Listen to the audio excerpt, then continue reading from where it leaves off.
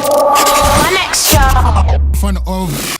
He moved the. I like that. He moved the screen out of the way so he could see me. It's been a while though. Has been a while. It's been a very long time. Ed Sheeran, how are you? I think the last 2 interviews I did before I went away were One Extra and Radio 1. Yeah, I mean, you have a very good relationship with this station. Yeah, I think One Extra was the first radio station to play me. Yeah, we were. Yeah. I want you to say that everywhere you go. You were. It's important that people know that. But you've been off for a year, man. You've been away for a year. What's going on? I went travelling. Yeah.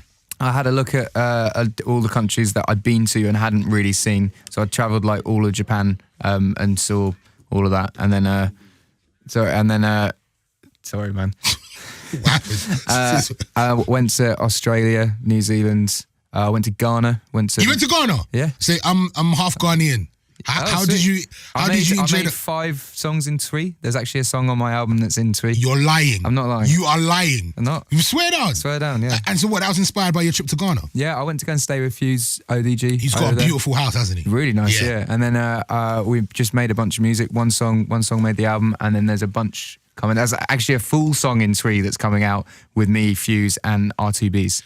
So you're speaking Twi on the album? Yeah. That's amazing. Yeah. I can't wait to hear that. It's good. You like it. And so is Fuse actually on the album, or is that just your track? I'm not big into features on my own stuff. So we wrote the song together and produced it together. And then I just like, I don't know, one of my heroes is Bob Dylan, and Bob Dylan never had a feature on his album. Yeah. I'm all up for featuring on other people's stuff, but I've never really been about that on my stuff. Ed Sheeran, I'm very gassed by that. Did you enjoy? What did you mostly enjoy about Ghana? Wachi. Watch it. See, that's a dish where it's like rice and beans, right? Basically together. Yeah, and like a boiled egg. And a boiled egg and spicy. some stew and that. You enjoyed that? Really enjoyed that. Ed Sheeran ate watch it. I'm gassed by that. That is awesome. So I don't really want. I'll show you. So I've got the Ghanaian flag tattooed on me, but I'm not going to show it. Where? I'll show it to you after the interview. So you feel like a really close appreciation. I loved it, man. It was really like I really loved the whole culture. It felt very vibrant, and the country was beautiful, really also, beautiful. It is a beautiful country. Yeah. Will you going back anytime soon? Yeah, I think so. I mean, like, I have nothing but good things to say about it. That's awesome, man.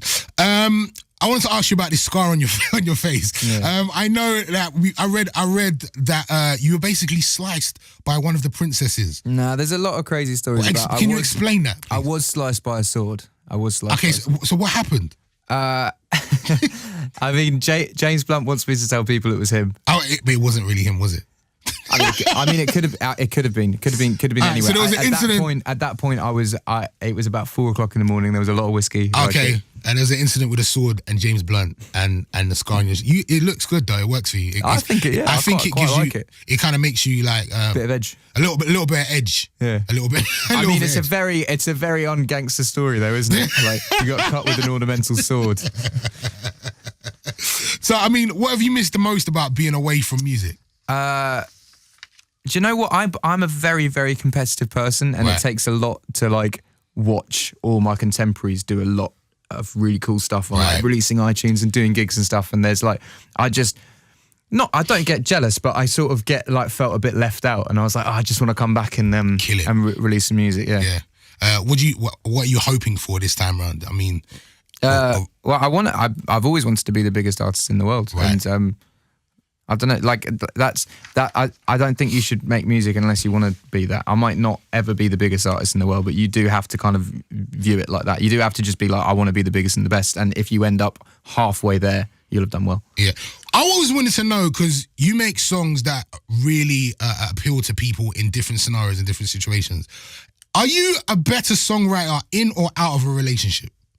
Well, I'm in a relationship now, and that's when all these songs were written. Okay, and I think these. So you're are the best better in love than out of love? No, I just think I just like writing songs, and it's been a challenge. I'll tell you, it's been a challenge on this record to try and write songs, because usually when you're out of a relationship, songs come easier because you've got that kind of heartache pain. So that's why a song like Castle on the Hill exists, because I was like, right, I can't write about being sad. Let me write about my hometown and my mates and doing something like that. Yeah. I come from a place called Framlingham in Suffolk. I don't think anyone's ever written a song about it. And yeah, I just wanted to I have a really strong group of friends where I grew up, and we're all very, very different people, and we all do very different things, but somehow we sort of remain mates.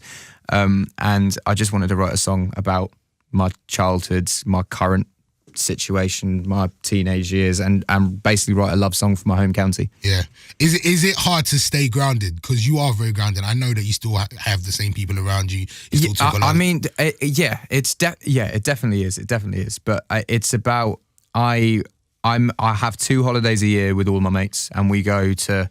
We were just in Italy. We went to Ibiza. We've gone skiing. Like I learned how to ski. Oh wow! How was that? I think I almost broke my leg. It was horrible. But yeah, so I try and do that. But I think the hardest thing grounding wise is just trying to remain normal financially, and not being weird with that. Like not getting to a point where you don't know how much a pint of milk costs. Right. You know. Right.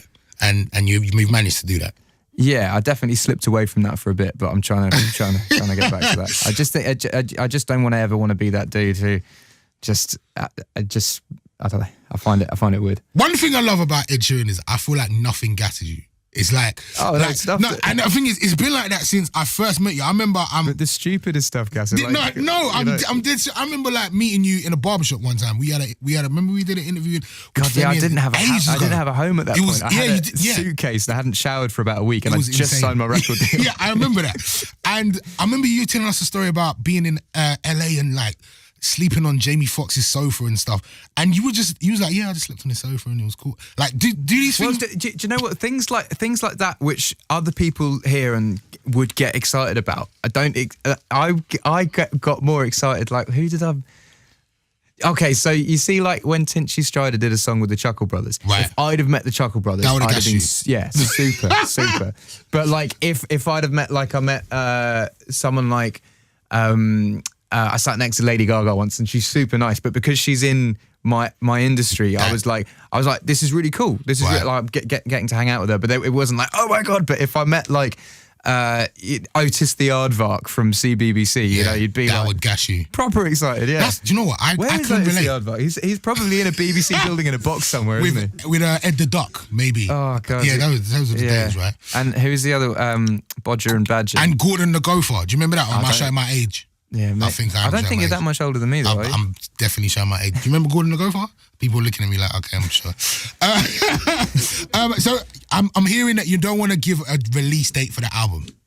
Yeah, just because I just think it's fun. I don't think I should like give everything at once. Like I've given the album title and 2 songs, and I think if you like if you put everything out at once, there's no excitement. So like in a couple of weeks, a video will come out, and that'll be like, oh, more excitement, and then you'll release some tour dates, and it'll be like, oh, more excitement. And then you release the album pre-order, and I think if you do it all at once, you kind of splurt your load. So we're gonna pause that. Well, I mean, are we likely to wake up one morning and there's an Ed Sheeran album?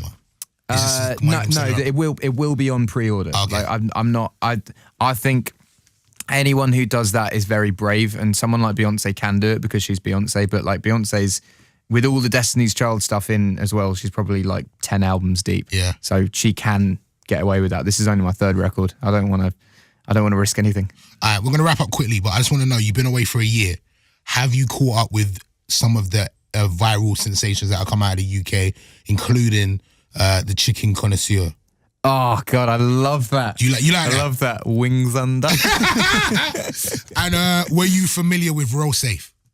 No. You was, so we got to get you on Roll Safe. No, as well. but I've been sent loads of stuff like 6-7 and Section Boys, and like everyone's been trying to get me up to date on that. Yeah, you should do, definitely. And also one more question. All the songs say 4-4 and a 4-door and Gang Gang. Every single one. You got to put it in your next song, bro. I am going to put it in the next definitely. song. 4-4 and a 4-door. I like it. And one more. Like we got 2 more questions quickly, but Chris Brown versus Soulja Boy. Yeah, no, I've been saying that. Who is going to win that fight, Ed Sheeran? I'm pretty sure you're pally with one of them or both of them. I don't know. I have hung out with Chris Brown before. Yeah. I was in Vegas and I was really, really, really battered. And he was like, I want to invite Ed to the stage, and I went on, and it was after a day of drinking, like one of those pool parties, and this was like at like midnight. So I've been drinking from about 11 a.m. Right. And I wouldn't say made an idiot out of myself, but I definitely wasn't. I didn't look as cool. But it was like him, Jeremiah, Nelly, Future. I was just kind of there, like name dropping again. It's fine. Yeah, no, it's fine. Happened though. So if you I mean, if you had to put some money on one of those two, I mean, I do think it's ridiculous that they're actually going to do it. I think. Okay. I think. So we can't imagine you. No, and I think Bieber it'd be fun. Do Do you know what? It'd be fun to hear diss songs. I think that Just by it'd the be fun. fame. They're both really good musicians. I think it'd be fun to hear music. Like if for instance they do the boxing match and there's a lot of money put into it and it all goes to a charity of their choice. I hope that happens. I'd agree with it. Yeah. But I do think if that isn't going to happen, just make some music that people can enjoy. There you go, Ed. Thank you very much.